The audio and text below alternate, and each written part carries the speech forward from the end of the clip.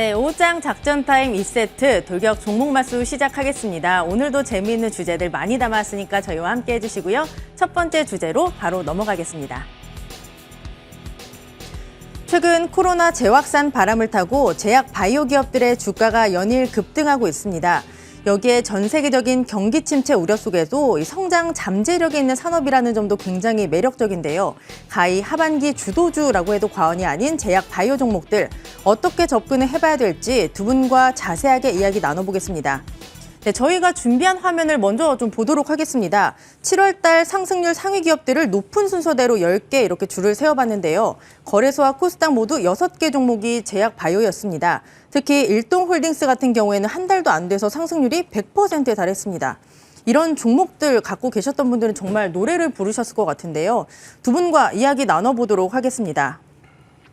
네, 우리 또 제약 바이오 전문가 하면 우리 선윤 위원님을 빼놓을 수가 없잖아요. 아니요. 아니에요. 계속 말씀하셨던 셀트리온의 시세는 최근에 너무 좋고요. 한데 따라 들어가면 안 된다라고 말씀을 하셨었는데 이 제약 바이오 종목들 하반기 상승세가 계속될지 좀 궁금하고요. 또 접근을 해볼 만한 종목은 뭐가 있는지 말씀해 주시죠. 사실 오늘 네. 아까 제 머니차트에서 종목 2개를 드렸어요. 슈마시스는 드린 건 아니고 예시로. 예시. 네, 예시로.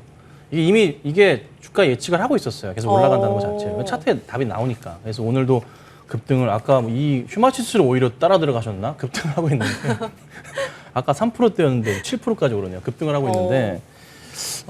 우선 그 제약바이오 종목들이 요즘 갑자기 떠요. 그러니까 원숭이 도창이 조금 뭔가 불을 지핀 것 같아요. 근데 너도 나도 이제 또 우리 또 기자분들께서 별의별 신기한 바이러스를 또 기사화시키고 계십니다. 이름도 까먹었어요. 아프리카 어디에서 이제 무슨 그 박쥐를 통해 바이러스에 걸리면은 치사율이 88%에 해당하는 그런 내용도 좀 오늘 아침 보기도 했고 어제부터 떠졌나요? 코로나 이제 바이러스 확진자 수가 7만 명, 8만 명 막 하고 다음 주 되면 또 이제 10만 명 되는 거 아닌가? 예, 넘어가는 게 아닌가? 또 그런 걱정에 따라서 또 관련주들이 막 또 상승을 좀 하고 있는 모습이고. 진짜 재밌는 게 그렇게 소외를 받던 신풍제약 거의 뭐 버려졌다고 표현을 해야 되는 종목인데 예전에 엄청 급등을 했었잖아요. 예, 이게 참 말이 많았어요. 네. 뭐 그 어떤 언론사도 이거를 다루지 않은 언론사가 없었던 이제 유명한 시사 프로그램도 많이 나왔었고요. 근데 이게 2월 달, 3월 달에 좀 반등이 나오다가 죽었나 싶었는데 다시 또 움직임이 나온단 말이에요. 그러니까 좀 답답한 생각이 들어요. 그러니까 이렇게까지 우리가 당했음에도 불구하고 정말 신풍제약이 코로나로 지금 보면은 관련된 그 매출이 얼마나 있었나요? 네. 없었잖아요. 없어요. 진짜 관련된 종목들은 따로 있거든요. 하나 말씀드릴까요? 이왕 나온 게 하나 말씀드리죠. 네. 뭐 맨날 나오긴 하지만 셀루메드 같은 경우는 그 코로나 백신 보면 mRNA를 효소를 쓴단 말이에요. 그거 만들어요. 네. 만드는데 독일에서 이제 샘플 갖고 와서 한국에서 만들었어요. 독일에서 만든 것보다 그 성능이 훨씬 더 뛰어나요. 이거를 독일로 다시 수입을 하거나 아니면은 뭐 국내 대형 제약사로 갈 수도 있고. 근데 받아가지고 얘들이 독일에서 어디로 가요? 세계 제약사로 가요. 화이자나 이런 데로 갈 수도 있는 거거든요. 실적으로 뭔가 좀 가지고 있는 뭔가 포인트가 있는 종목들로 가야 되는데 그게 없이 그냥 무작정 그냥 이슈에 따라서 뭐 신풍제약 따라 들어가고. 근데 또 요즘 보면은 제약바이오 종목들이 굉장히 좀 잘 가요. 대체로 좀 상승을 좀 많이 줘요. 하반기 상승이 이어질까? 자, 그간에 보면요. 코로나 때 그렇게 잘 가던 다 종목들이 작년부터 진짜 거의 다 소외를 받았어요. 그러니까 어떻게 되고 있냐면 미국 내에서도 이 제약 바이오주들에 대한 매니저들이 투자를 할 거 아니에요. 네. IM들이 투자를 하는데 거기서 제약 바이오는 완전 소외가 됐었다고요. 작년부터 지금까지. 근데 그러면서 전체적으로 주가 자체도 흔들렸고 자금도 안 돌아서 되게 힘든 상황을 보냈었어요. 그러다가 지금 바닥부터 다시 확인을 하면서 뭔가 새로운 이슈, 변이에 대한 포인트가 나오면서 시장의 주목을 받으니 뭔가 미국 내에서도 좀 변화가 일어나고 있습니다. 그러니까 제약 바이오주들에 대한 투자를 다시 한번 고려해보자라는 방향이 좀 불고 있다고 해요. 천천히 조금만 추이를 본다면 그럼 그 시점이 언제가 되냐면 본격적으로 제약바이오가 지금 이제 시작한 것 같은데 더 갈 수도 있어요. 많이. 왜 그러냐면 미국에서 지금 1차적으로 보는 게 뭐냐면요. 금리 포인트예요. 그러니까 이번 달에 FOMC에서 금리 인상을 우선 한단 말이에요. 뭐 최소 자이언트일 겁니다. 그렇죠? 진행을 하고 나면은 그 다음부터는 금리 상승폭 자체가 제한적일 거예요. 미국에서 주장하는 한 3% 이상에 대한 포인트로 연말까지 맞추겠지만 다시 한번 갑자기 또 자이언트로 가지 않을 거죠. 유가가 살짝 올라가긴 했으나 안정권을 좀 접어든 모습이고 전체적으로 인플레에 대한 부분이 잡히는 그런 포인트들이 많이 나와주고 있단 말이죠. 특히나 7월 이번 달 넘어가면서부터 더 많이 나올 거라는 거죠. 그럼 좀 안정이 돼요. 그럼 시장 자체가. 그러면서 다시 한번 이제는 시장이 좀 괜찮아진 것 같으니까 투자의 얘기를 한번 해보자. 그러면서 다시 자금들이 들어올 거예요. 그러면 거기서 투자 대비해서 단기간으로 많은 수익을 낼 수 있는 업종이 뭐냐? 이제 바이오주들이 다시 한번 얘기가 나오는 거죠. 그래서 최근 들어서 이제 보면은 바이오주들의 움직임이 좀 재밌게 나오는 거고 거기에 뭐 셀트리온 같은 경우도 제가 먼저 캐치를 해가지고 말씀을 좀 드렸던 거예요. 근데 사실 셀트리온은 현재 그한테 추천을 못 드려요. 오늘 되게 중요한 날이라고 제가 어제 말씀드렸어요. 오늘 만약에 밀린다면 이거는 우선은 한번 조정이 나올 수 있다. 그래서 하셨다가 다시 들어가시거나 아니면 버티시던가 그렇게 하셔야 된다. 왜냐하면 SK바이오사이언스도 제가 정확하게 매도 사인 드렸잖아요. 그리고 나서 계속 쭉 빠졌거든요. 차트 보시자면요. 차트가 안 잡히죠.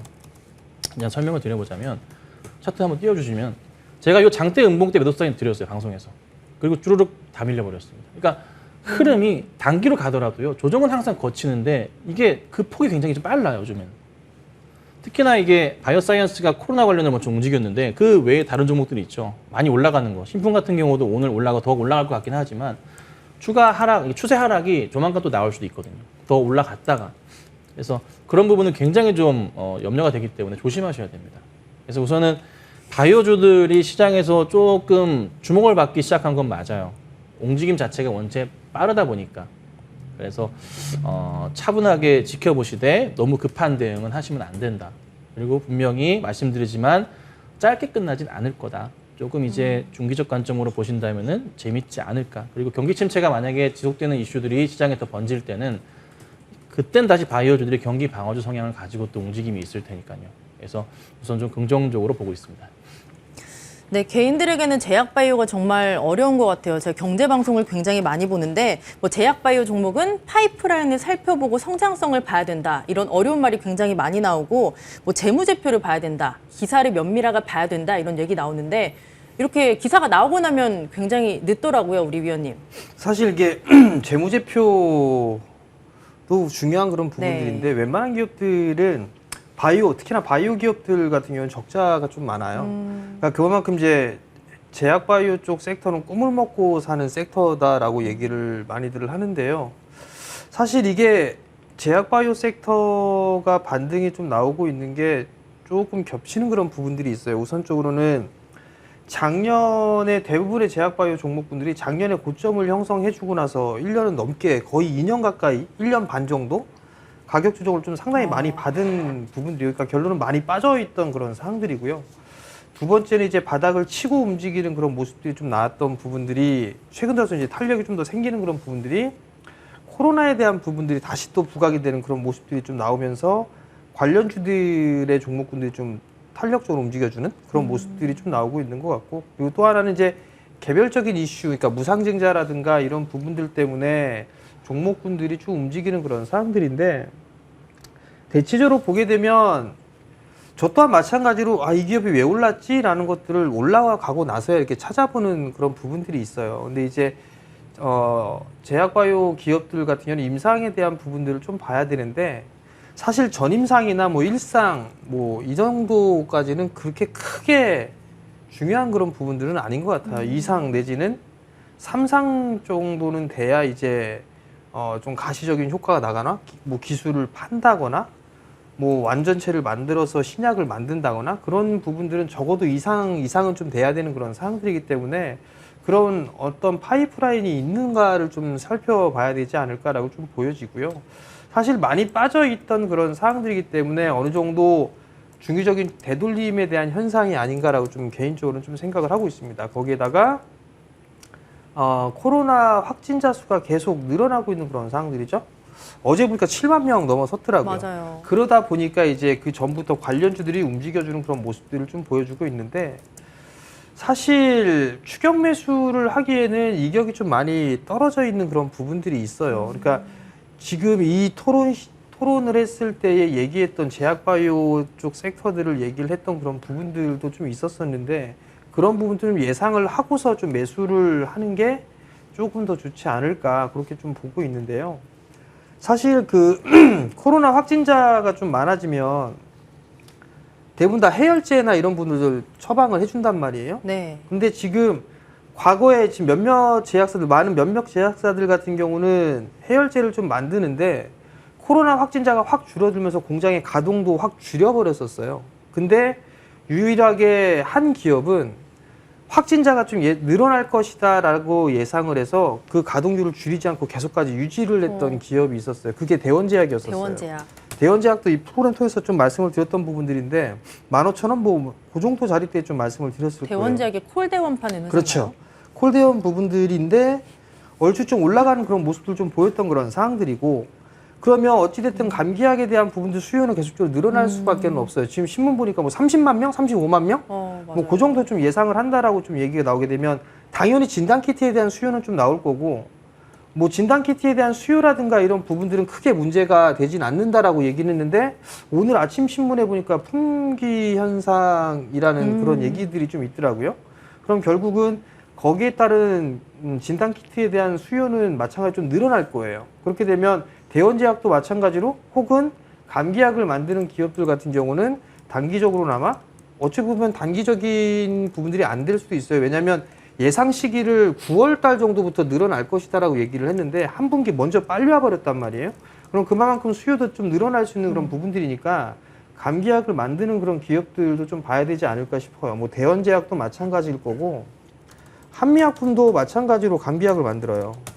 근데 좀 큰 기업이죠. 여전히 뭐 정배열권역에서 있는 그런 상황들이기 때문에 지금 어느 정도 21선 자리대 조정을 좀 받았단 말이에요. 그럼 이런 종목군들도 좀 괜찮지 않을까라고 좀 보여지고, 그러니까 그러한 종목군들을 좀 보는 전략이 좀 좋을 것 같고, 또 한편으로 보게 되면 헬스케어라든가 이런 쪽의 기업들도 있을 거예요. 20년대로 조금 거슬러 올라가게 되면 마스크 대란이 있었죠. 네. 그러고 나면서 진단키트에 대한 수요가 많이 늘어났었고 부족하다는 부분들이 있다 보니까 외출을 안 하게 됐어요.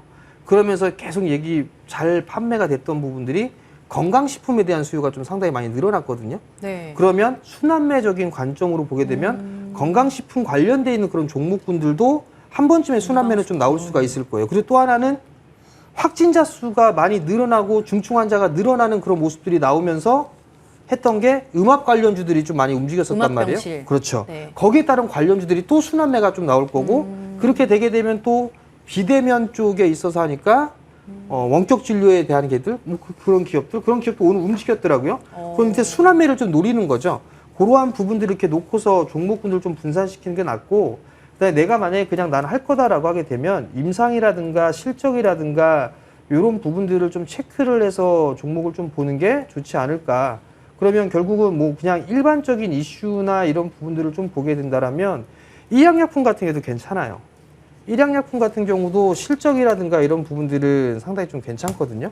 그리고 작년 같은 경우 20년도 같은 경우에 코로나 치료제라든가 뭐 이런 부분들 뭐 어느 정도 효과가 있네 뭐 이런 얘기들이 좀 많았었어요. 그런 부분들이 있었기 때문에 일양약품 같은 경우도 지금 시세 흐름들이 하나도 안 나왔단 말이에요. 그럼 이런 종목군들 같은 경우는 반등의 흐름들이 좀 충분히 나올 수도 있다는 얘기겠죠. 그럼 실적이라든가 이런 부분들은 일양약품 같은 경우 실적이 괜찮아요. 괜찮은 그런 부분들이 있고 임상을 지금 2상까지 준비를 해놓은 그런 부분들도 있고 파이프라인이 여러 가지 좀 있는 그런 상황들이거든요. 그렇기 때문에 일양약품도 괜찮지 않나라고 좀 보여지고, 그 이외에 이제 바이오시밀러 쪽이라든가 이런 부분들을 보게 되면 계속적으로 좀 얘기하고 있는 게 새끼삼바요. 바이넥스. 아기삼바. 새끼삼바. 바이넥스요. 네, 바이넥스도 저는 괜찮다고 봐요. 올해 최고 실적 나올 거거든요, 얘네 최고 실적 나올 거예요. 바닥 다지고 있는 그런 모습들인데 안 빠져요, 주가가. 지금 15,000원대 형성해주고 난 다음에 2주 가까이 안 빠지거든요.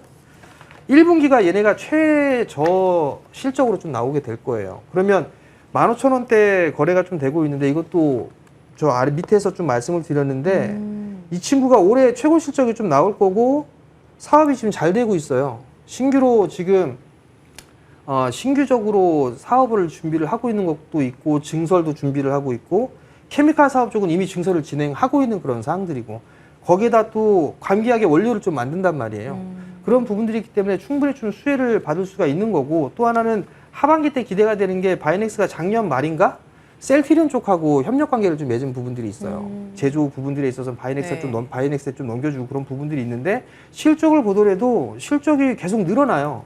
실적이 계속 늘어나는데 주가에 대한 부분들은 그렇게 평가를 받지는 못했거든요. 연간 기준으로 봐도 17년도에 적자 이후에 18년도에 턴어라운드가 되고 난 이후에 실적이 줄어든 적이 없어요.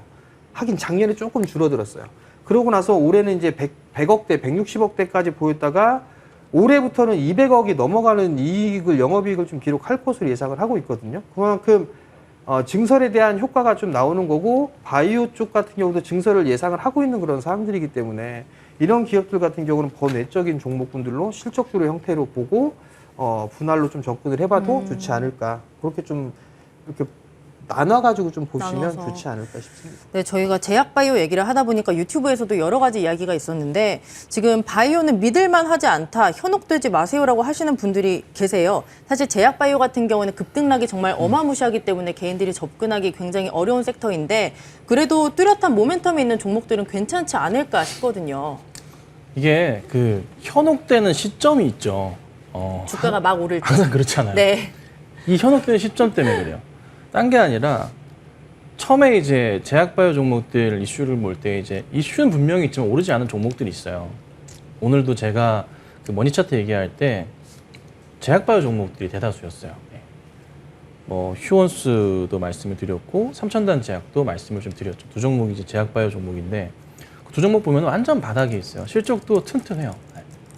그리고 뭐 제품 자체도 원체 좀 인기 있는 제품들도 많기 때문에 한번 찾아보신다면은 괜찮구나라고 생각은 하실 거예요. 근데 나중에 항상 문제가 되는 게 뭐냐면 우리가 이제 신풍제약 같은 경우도 예를 들어 말씀드려보자면 그 전에 우리 이제 2020년인가요? 한참 올라갈 때 코로나 때 15층 얘기 나오고 뭐 우와. 20층 얘기도 있었잖아요. 21만 원까지도 갔었네요. 근데 이게 14, 15원에, 15만 원에 사신 분들, 특히나 그 당시 7월 달에 제일 처음에 올라갈 때 바닥 6, 7천 원부터 해가지고 15만 원까지 쉬지도 않고 올라갔어요. 쫙 한 5, 6개월 만에. 이게 몇 배가 오른 거예요. 근데 그때 당시에 15만 원에 사가지고 이제 난리가 나죠, 사람들이. 그러고 나서 바로 급락 나왔으니까. 그게 떨어지고 한 7만 원 정도까지 밀렸었죠. 7만 원대까지 밀렸다가 다시 올라갔어요. 그러니까 팔 기회가 처음에 물리신 분들한테도 2번 있었어요. 2번.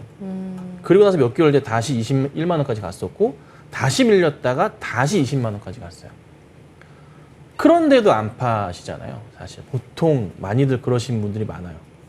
그리고 나서 이제 쭉 1년 반 정도 하락하고 나서 최근 들어서 살짝 이제 움직임들이 조금씩 보이고 있긴 한데 이게 혹하는 시점에 들어가시는 게 항상 문제지 종목별로 보자면 아무도 관심 주지 않는 제약주들 그러니까 차트만 보지 마시고 내면을 봤을 때 관련성이 있거나 움직임이 실적이 좋거나 성장성이 돋보이는 종목들은 가지고 있으면 무조건 오르게 되어 있어요.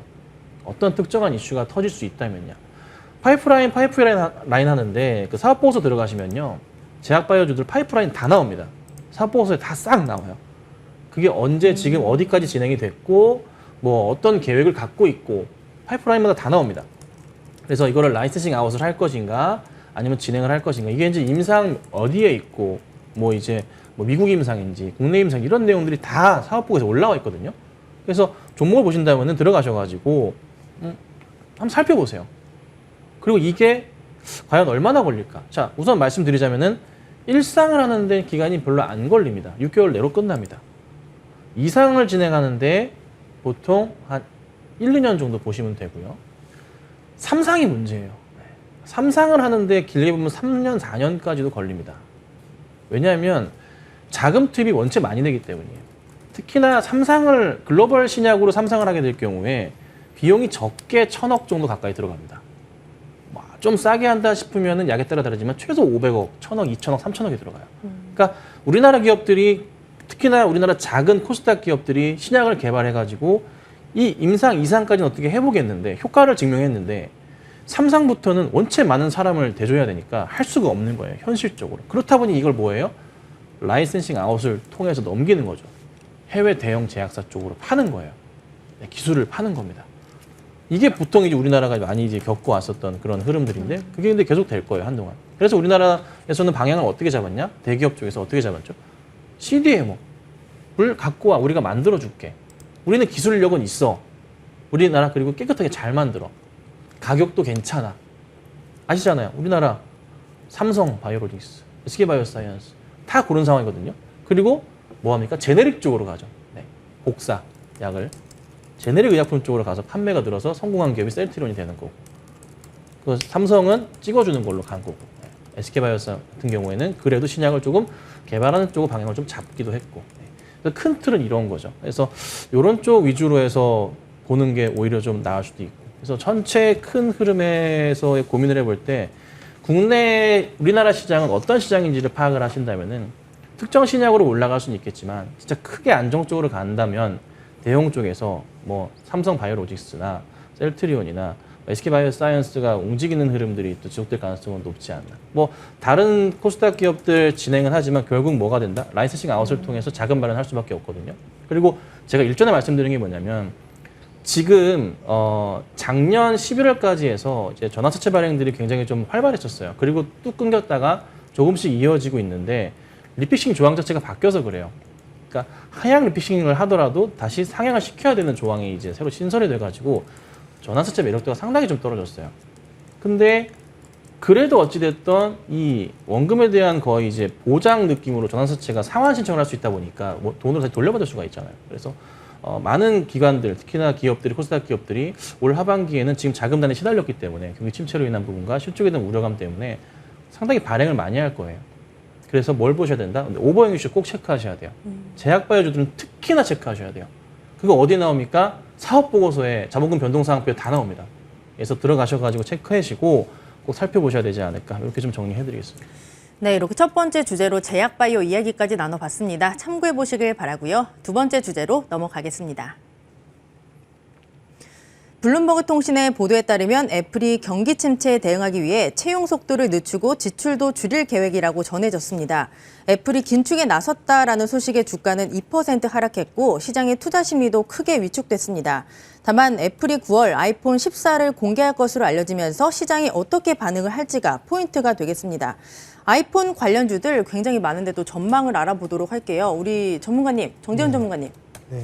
애플 관련주들도 굉장히 많더라고요. 뭐 BH, 자화전자, LG 이노텍 같은 종목들이 있는데 이 종목들 과연 애플의 이런 계획 발표에 따라서 어떻게 움직일지 좀 궁금하네요. 사실 일단 안 좋다 뭐 이거잖아요. 결론은 경기가 그렇죠. 좀 안 좋기 때문에 실적이 좀 안 좋을 수도 있다라는 그런 전망이 좀 나온 그런 부분들인데 사실 애플만 그런 부분들은 아니고 기업들마다 대체적으로 이익에 대한 전망치가 하향 조정이 좀 되고 있는 그런 상황이 되다 보니까 어떻게 보면 자연스러운 부분들이 아닌가라고 좀 보여집니다. 그렇기 때문에 좀 지켜봐야 되는 그런 부분들이지만 삼성 같은 경우도 오더컷에 대한 얘기들은 좀 계속 나오고 있는 그런 상황들이고 애플 또한 마찬가지로 아마 감사안을 좀 진행하지 않을까 싶어요. 그러면 거기에 따라서 예상을 했던 생산이 있는데 그게 좀 줄어드는 그런 부분들이 있으면 그게 당연히 실적에 좀 반영이 될 수가 있는 그런 부분들이기 때문에 오늘 애플 관련 종목군들이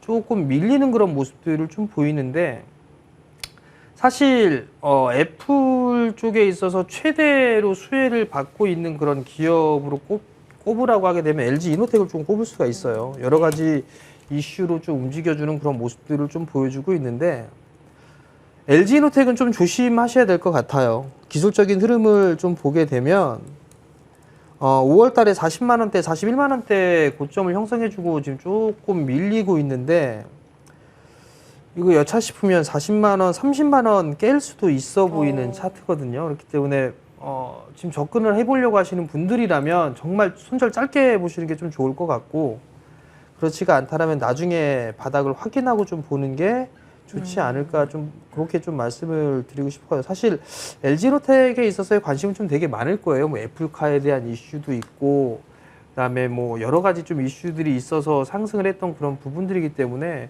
조금 더 사실 자리대가 좀 위태위태한 그런 부분들이 있기 때문에 이러한 종목들은 좀 조심해야 되지 않을까 싶고 BH 같은 경우도 사실 한동안 안 올랐었어요. 한동안 안 올랐다가 3월 달부터 올라가기 시작을 했던 그런 기업인데 마찬가지로 이 기업도 애플에 공급을 하지만 삼성 쪽에도 같이 공급을 하는 몇 안 되는 기업이에요. 그러면 실적이 좀 좋아질 수도 있는 그런 사항들인데 어찌됐든 삼성 쪽도 좀 판매 대수가 좀 하향 조정하고 있고 애플 또한 마찬가지로 하향 조정을 하고 있는 그런 사항들이기 때문에 실적에 있어서는 자연스럽게 좀 다운되지 않을까 싶어요. 그러면 5월 달에 고점을 형성해주고 좀 조정을 받는 그런 모습들을 좀 보였다라면 6월 달에 형성돼 있던 저점 자리대가 한 23,000원 정도가 좀 될 거란 말이에요. 그러면 23,000원에서 한 26,000원? 뭐 그 정도의 박스권역으로 좀 보이지 않을까라고 좀 보여지고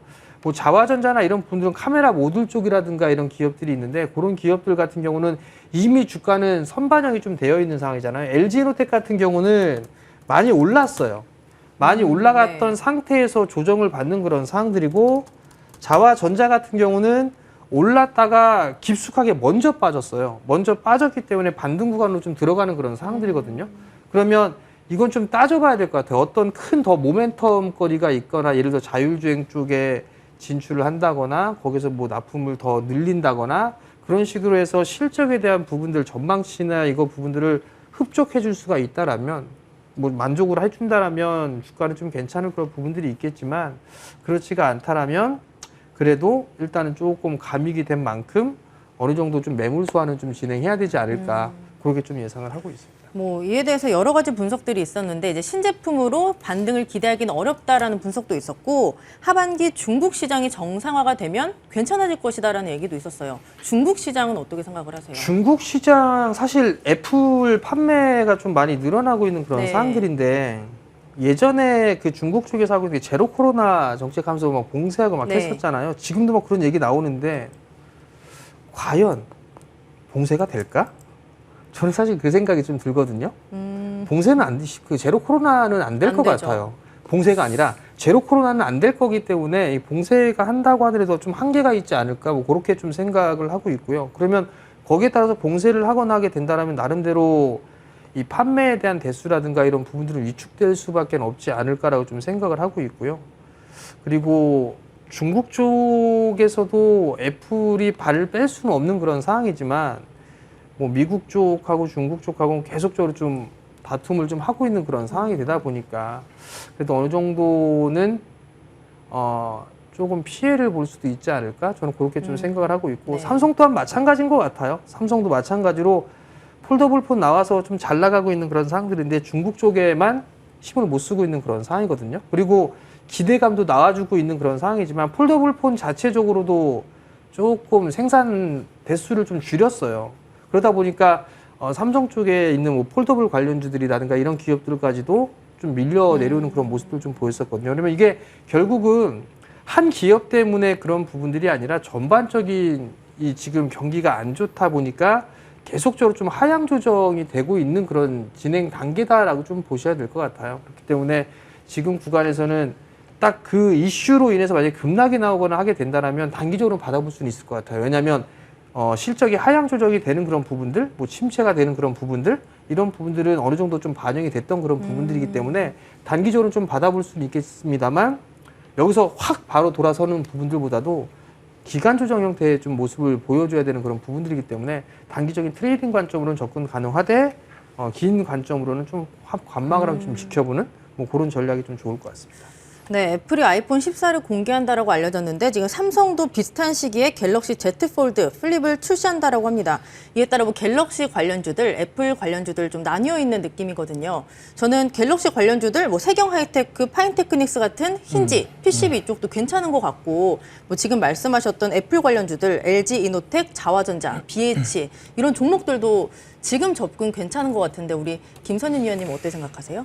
우선 자화전자는 추천을 드렸죠. 네네. 추천을 잘 드려서 수익이 잘 나고 있어요. 잘 나고 있는데 오늘 시작부터 시원하게 빠지다가 일단 다시 올라왔어요. 다시 좀 올라와가지고 마이너스 0.5% 수준에 오늘 한 3.7%까지 밀렸다가 다시 올라왔는데 좀 이제 이게 뭐냐면 중국도 그렇고 전 세계적인 추세인데 스마트폰 판매량 전체 자체가 줄어들고 있단 말이에요. 출하량 자체도 줄어들어요. 그에 맞춰가지고.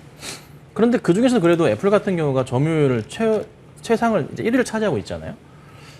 그러면 이제 자연스럽게 어떤 부분을 축소할지에 대한 부분. 그러니까 이제 애플이 이제 꺼내든 카드 자체가 뭐 투자 자체를 약간 뭐 축소한다거나 어떤 특정 부분에 대해서 좀 약간 투자 자체를 줄이겠다? 약간 이런 식의 내용을 발표를 했는데 뭐가 될지는 아직 몰라요. 근데 이게 전 세계적인 추세 자체가 이 스마트폰 판매량 자체가 좀 줄어들고 있기 때문에 또 신사업에 대한 부분은 또 계속 출시를 하겠다고 얘기를 하고 있는 터라 그 부분은 안 건드릴 것 같고 약간 조금 기존의 스마트폰에 대해서 조금 출하하는 속도 자체를 늦춘다거나 약간 이런 식으로 방향을 바꾸지 않을까 생각이 들긴 해요. 뭐가 될지 모르겠어요. 예측을 하는 거죠. 그 영향 때문에 우선 LG이노텍이 급락을 했던 게 오늘 그 배경이 되지 않았나 싶은 거예요. 매출에 대한 부분 타격을 좀 받을 수는 있으니까. 근데 국내 업체들 보면요.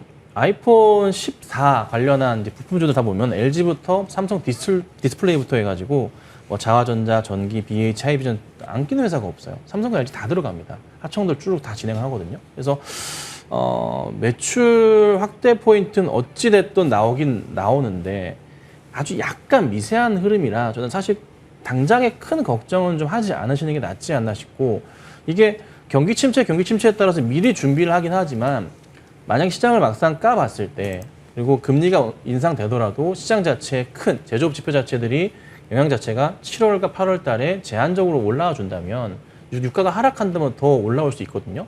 그러면 자연스럽게 또 내용 자체를 바꿀 수도 있는 내용이라 당장에 걱정할 거는 조금 이르지 않나 그런 판단을 해봅니다. 그래서 오늘 저는 오히려 LG이노텍 같은 경우 오늘 상당히 좀 많이 좀 밀리는 모습이 좀 나오고 있는데요. 여기서 만약에 오늘 이후에 추가 하락이 좀 나와준다면 저는 한번 매수 기회로 보는 것도 나쁘진 않겠다라고 생각은 좀 해봐요. 이게 지금 하나 조심해야 될 구간이 있긴 한데 31만 원 이탈하면 약간 위태위태하긴 해요. 왜냐하면 이게 올해 2월 달에 저점 바닥이라서 그 부분 자리는 조금 위험하긴 하지만 그게 아니라면 그 자리를 지키면서 30만 원 초반대를 지키면서 반등 흐름이 나온다면은 한번 관심을 가져보는 건 어떨까. 근데 여기서 30만 원 초반대까지 간다는 것은 5% 이상 더 빠져야 돼요. 예, 그래서 그거는 추가 하락에 대한 고민을 한번 하시고 대응하셔야 돼요. 그래서 그 자리를 노려보시면 어떨까 싶긴 하고 자화전자, 소형주 가운데 중형주 가운데서 자화전자, 소형주는 아니고 중형주죠. 시총 5천억이 넘어가니까 중형주 가운데서 자화전자 같은 경우는 그래도 아이폰 14 관련해서 매출 포인트가 계속 꾸준하게 나와주고 있고 이게 축소한다 하더라도 자화전자는 기존에 진행했던 것을 추가로 진행하는 거라 매출 포인트가 커질 수밖에 없는 구조라서 이게 오늘 다시 올라온 거예요. 주가 자체가. 사실 그래서 좋은 매수 기회가 오늘 잠깐 왔었다 판단을 해봅니다. 어찌됐든 자화전자 같은 경우는 계속 강조드리지만은 밀린다면은 매수하시라고 말씀드리고 있잖아요. 조정시 매수하시라고 말씀드리고 있는데 오늘 그 자리가 온 것 같아서 좋은 자리였다 판단을 하고 다시 반등하면서 전고점 넘어가는 흐름들을 좀 예측해 볼 수 있지 않을까 이렇게 좀 말씀드리겠습니다. 네, 이렇게 애플과 관련한 이슈, 종목들까지 체크를 해봤습니다. 참고해 보시길 바라고요. 마지막 주제로 넘어가겠습니다. 방산주 쪽으로 엄청난 호재가 발생했습니다. 폴란드 정부와 최소 19조에 달하는 방위산업 분야 수출 MOU가 체결된다라는 소식인데요. 체결 날짜는 오는 27일로 알려졌고요. 현대로템은 K2 전차를, 한국항공우주는 FA-50 경공격기를 생산하는 만큼 이런 종목들의 대응 방법 저희가 잘 찾아보도록 하겠습니다. 그간 우리 두 분이 계속 방산주 좋다, 아직까지 저평가되어 있다라고 해주셔서 저는 이 주제를 받았을 때 굉장히 반가웠어요. 두 분 다 방산주가 잘 갈 거라고 또 말씀을 해주실 것 같은데 OX로 한번 해볼까요? 마지막 주제니까 방산주 잘 갈까? 없을 것 같아요. 정말요? 네, 둘 다 이제 좋게 네. 보고 있어서 네. 저희가 이제 어제도 얘기를 드렸었나요? 맞아요. 어제도 방산주 보시라는 말씀을 좀 드렸는데 바로 이게 저희 같이 말씀드렸잖아요. 저희가 방산주 좋다, 꼭 보시라라고 말씀을 좀 드렸는데 흐름이 괜찮게 좀 나와주고 있어요. 현대로템 같은 경우도 오늘 좀 상승을 좀 주고 있는 모습이고 하나 에어로스페이스도 3%대 상승을 하고 있는 모습이고 일단 세 회사가 지금 공개가 됐습니다. 한국항공우주 이것도 이제 오늘 나쁘지 않게 움직임이 좀 나와주고 있어요. 주가가 바닥을 확인했다고 보는 게 우선적으로 맞다고 봐요. 그중에서 우선은 한국항공우주는 그간에 꾸준하게 반등을 했었거든요. 올해 내내 올랐었고 6월 달에 잘 가다가 시장 영향 따라서 꺾이는 모습이 나오긴 했지만 그래도 반등을 좀 하고 있는 모습이에요.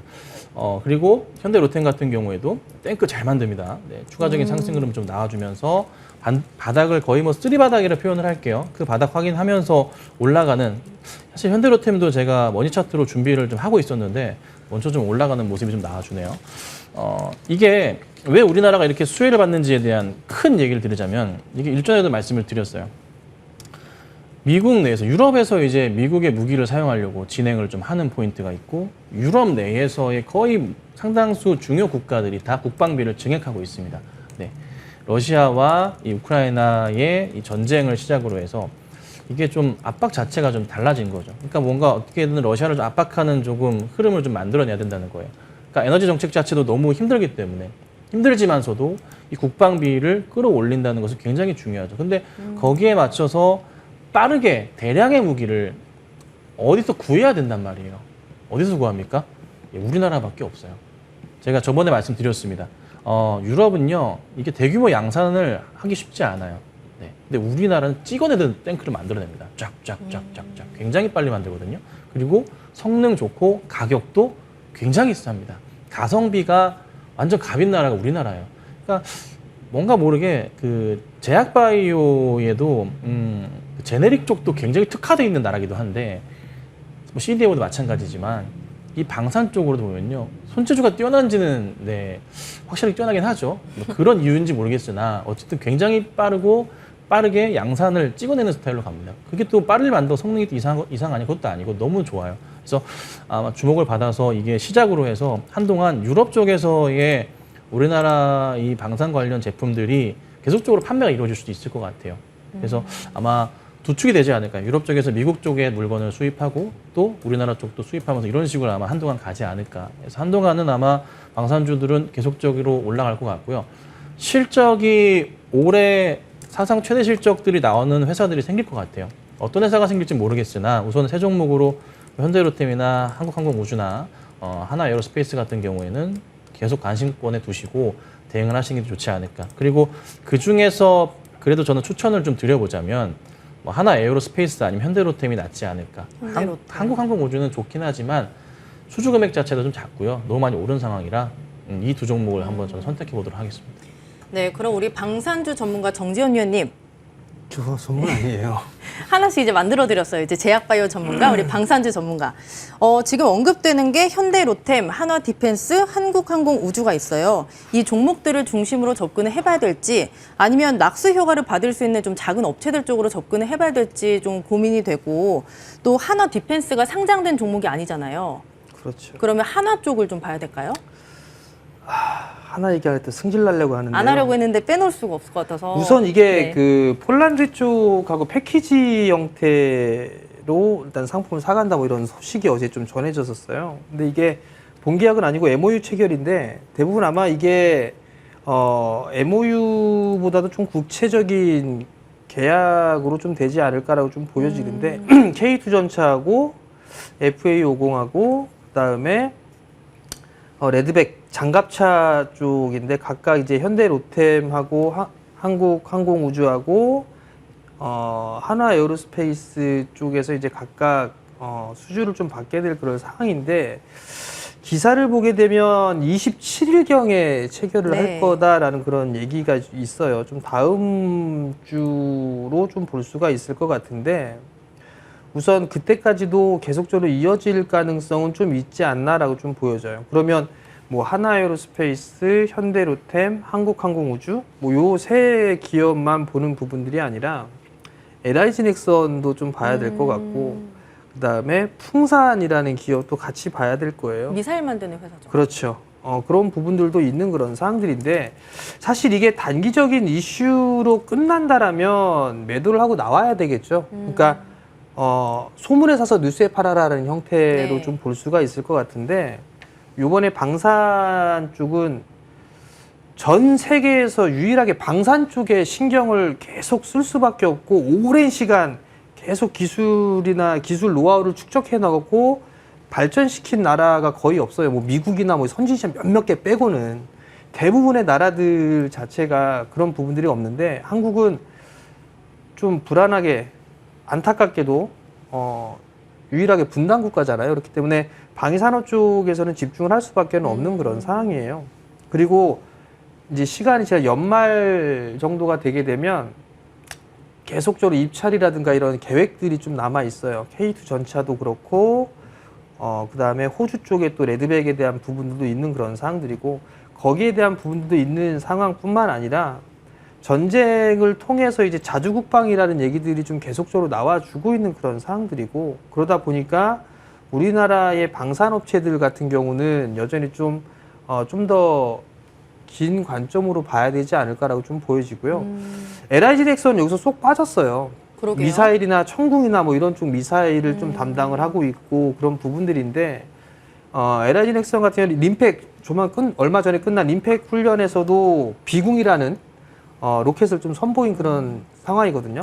반응이 좀 상당히 좋았었어요. 그런 부분들을 보게 되면 LIG 넥슨 같은 경우도 수주에 대한 부분들은 여전히 좀 남아있는 그런 사항들이고, 리포트 보니까 LIG 넥슨이 올해 수주 잔고가 10조 원을 좀 넘어설 것으로 네. 좀 예상을 하고 있는 그런 사항들이거든요. 그렇기 때문에 여전히 나름대로 좀 괜찮지 않을까.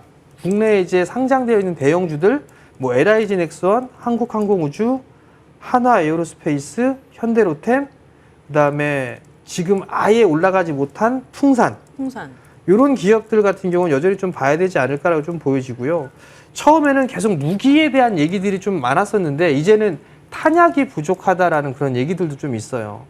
이게 정확한 부분들은 아니지만 우리나라가 다른 나라에 줘서 우회적으로 이렇게 무기를 좀 지원해 준다라는 그런 얘기들도 있는 상황이거든요. 그만큼 우리나라 자체적으로도 생산을 할 수 있는 그런 상당히 좀 자유롭게 생산을 할 수가 있어요. 대량 생산할 수 있는 그런 사항들이고, 그런 모습들이 나오다 보니까 수주 잔고는 계속 늘어날 수밖에 없는 그런 상황이에요. 가격도 상당히 싸요. 장갑차를 예를 들면 독일 장갑차보다 우리나라 장갑차가 3분의 1 가격인가? 그 정도밖에 좀 되지도 않을 거고, 인도를 해줘야 되는 납기 일자 같은 경우도 상당히 좀 짧게 단기간에 빨리 할 수도 있는 그런 상황들인데, 보니까 폴란드를 보니까 K2 전차를 1년에 몇백 대 이렇게 생산해서 보내줄 수 있다고 하는데, 독일이나 다른 나라들은 그게 안 돼요. 될 수가 없는 그런 상황들이거든요. 그러다 보니까 납기일도 상당히 좀 단축시킬 수가 있고, 대량 생산 체계를 할 수 있고, 가격도 저렴한 그런 부분들이 있고, 그리고 실질적으로 우리나라에서 사용을 하고 있잖아요. 훈련을 하고 군인들이 훈련을 하고 그런 부분들을 쓰고 있는 그런 사항들이기 때문에 현장에서의 검증까지도 좀 가능한 그런 사항들이거든요. 그렇다면 오히려 국내의 장비들을 구매를 할 가능성이 좀 높지 않을까라고 좀 보여지고, 좀 더 수혜는 좀 충분히 받을 수가 있다. 그렇게 좀 보시면 좋을 것 같고요. 그다음에 또 하나는 이제 한국형 GPS 이 부분도 출범을 했단 말이에요. 뭐 우주항공 쪽과도 가까운 그런 부분들이 있지만 다 우주항공 쪽과 방산 이쪽은 다 하나로 또 묶어서 봐야 되는 그런 사항들이기 때문에 그러한 이슈들이나 재료들이나 이런 부분들은 여전히 좀 남아있는 그런 사항들이에요. 그리고 한국항공우주 같은 경우 올해 이제 오늘 초도비행 예정인데 했는지 안 했는지 모르겠어요. 그런 부분들을 놓고 보게 된다라면 저는 수혜를 여전히 좀 받아갈 수 있지 않을까? 거기에서 가장 이것 빼고 저것 빼고 이렇게 야금야금 뺏어 먹을 수 있는 게 사실 하나 에어로스페이스예요. 네. TA50이나 FA21이나 엔진을 하나 에어로스페이스에서 만들었어요. 그러면 비행기를 수출하게 되면 얘네들한테 수출을 좀 해줘야 돼요. LIG 넥슨의 천궁이나 이런 부분들을 만들게 되면 하나 디펜스에서 이런 부분들을 또 발사대나 이런 것들을 또 하나 에어로스페이스가 만들거든요. 그런 부분들을 보게 되면 다들 조금씩 빼먹을 수 있는 부분들이 하나 에어로스페이스예요. 근데 문제는 이게 참 주주친화적이지가 않아서 말씀 안 하셔도 항상 저는 알고 있습니다. 그게 참 욕 나오는 그거 하나 욕 나오고요. 네. 네, 이상입니다. 네, 간단하게 하나만 더 여쭤보도록 할게요. 유튜브 댓글에 빅텍 어때요? 라고 여쭤보신 분이 계신데 빅텍, 스페코, 퍼스텍 이 세 개는 항상 묶어서 얘기가 나와요. 간단하게 한 말씀 해주시죠. 아니, 그거 세 개만 빼고 하시면 좋겠어요, 저는. 그 세 개만 빼고요. 이거는 이 종목들은 네. 뭐 매출 포인트 있긴 하지만 뭐 전쟁 이슈 뭐 나야지만 움직이지 실질적으로 매출이 정말 큰 폭으로 성장을 해서 움직이는 경우는 없었어요. 예, 그래서 사실 이게 빅텍 같은 경우도 매출 재무제표 보면은 이거 올해 별로 안 좋거든요. 그래서 조금 조심스러우니까 우선은 이 종목들 말고는 좀 대형주 쪽으로만. 저도 하나 에어로스페이스랑 현대로템 좋게 본다 말씀드렸잖아요. 두 개 겹치는 종목 에어로스페이스잖아요. 이게 낫지 않을까 생각이 예전에는요 듭니다. 전쟁 관련주 막 이렇게 미사일 쏘고 막 하잖아요. 그럼 빅텍 막 퍼스텍 맞아요, 막 이런 맞아요. 애들 많이 올라갔었잖아요. 맞아요. 그 전에 이제 지금은 안 올라가는데 네. 유사한 기업이 하나 있었어요. HRS라고. HRS. 옛날 회사가 해룡실리콘이에요. 그 기업이 방독면을 만드는 회사였었거든요. 원전 회사 방산주. 아닌가요? 방독면 만드는 회사였어요. 방독면. 네. 그것도 같이 전쟁 관련주라서 어. 이 종목도 막 움직이고 했었거든요. 네. 실적 얘가 훨씬 낫죠, 사실. 오히려 보게 된다면 방산 쪽에 엮이고 있고 뭐 이런 부분들을 여러 가지를 본다라면 그런 테마성 종목군들보다는 HRS가 좀 더 낫지 않을까 그렇게 좀 생각하고 있습니다.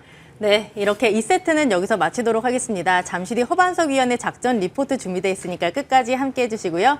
두 분간에 여기서 인사 나누도록 하겠습니다. 내일 뵐게요.